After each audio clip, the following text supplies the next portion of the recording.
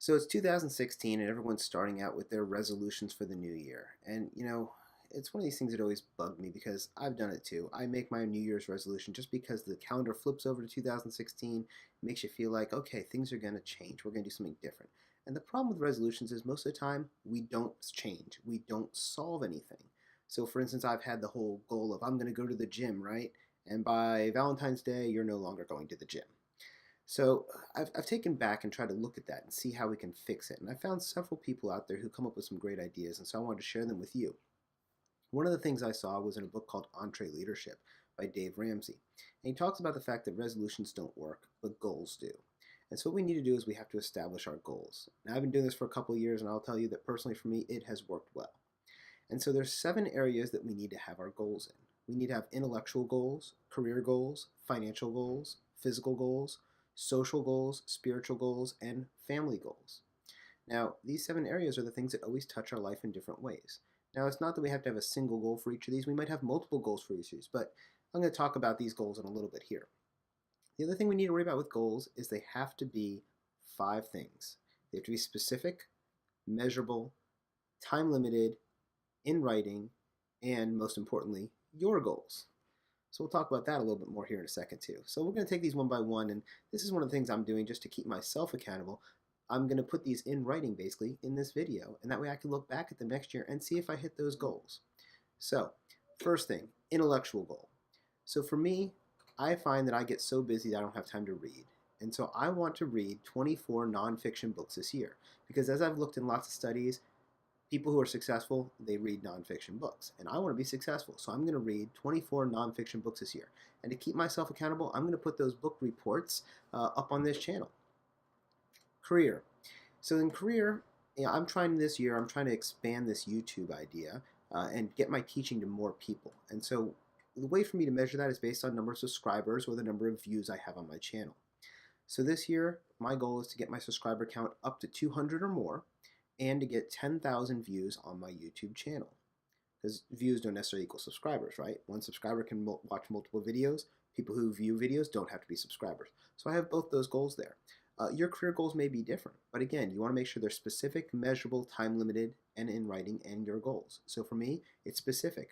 I want it on my YouTube channel. I want 200 subscribers and 10,000 views. It's measurable. I have those numbers. It's time limited. It's going to happen during 2016, right? Those are the things we're looking for. Financial. I want to beef up my emergency fund. So my goal this year is to save $20,000 in liquid cash. And I'm going to get that into my emergency fund so it's ready to go in case anything happens. Physical. This is a hard one for me. Over the years, I have traded out my physical performance for my intellectual performance. I've always relied on that. And so I don't go to the gym as much as I should. And being that I'm still a Navy guy, I have to perform a twice a year annual fitness test. And they measure basically our run time, how many push-ups we can do in 2 minutes, and how many sit-ups we can do in 2 minutes. So my run time's always been good, but I feel like I'm lacking on my push-ups and sit-ups. So this year I'm going to get my push-ups up to 75 push-ups by October's fitness test in 2 minutes, and I'm going to get 100 sit-ups done in 2 minutes by October as well. So I'm going to work on that. Social. This is a hard one for me. I am not a real social person. Funny, the guy on social media, right? But I really am not. I am just content being at home with my wife and kids and reading a book and playing my video games and playing on the computer and stuff like that. This year I'm going to make an effort, and over the next 12 months, I am going to set up, quote, date nights between my wife and I and other couples at least 6 times. So that way I can kind of expand, because as I look through it, I have a lot of acquaintances, but not a lot of close friends, and I want to kind of build those relationships. Next, spiritual. I'm a religious person, so spiritual is very important to me. Some of you guys know I actually have a master's degree in pastoral counseling that I've earned, and I teach for a Bible-believing college. And so I think I do a pretty good job in my spiritual realm myself. I volunteer at my church. I read the Bible myself, but I don't think I've been pushing that enough and sharing that with my kids. So one of the things I'm going to do this year is we're going to do a nightly Bible study, devotional type readings between my wife and my kids and myself as we're going to work our way through the Bible. And so that's my spiritual goal this year, is to get my kids even more involved in it. And lastly, family. Family is important. And again, these are not any goals in any particular order, but my family goal this year is my kids and I, we like to have game nights, but I tend to get really busy a lot of times.